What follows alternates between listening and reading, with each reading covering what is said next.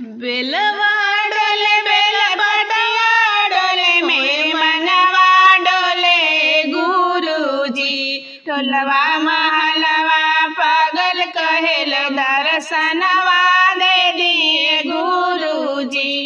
बेलवा डोले बेल बटवा डोले मोरे मनवा डोले गुरुजी। टोलवा महलवा पागल कहेल दर्शनवा दे दिए गुरुजी। भंगिया डोले धतुरवा डोले मेरे मनवा डोले गुरुजी। टोलवा महलवा पागल कहेल दर्शनवा दे दिए गुरुजी। दुखवा के परले दर दर भटकनी सुखो न मिलिए गुरुजी। दुखवा के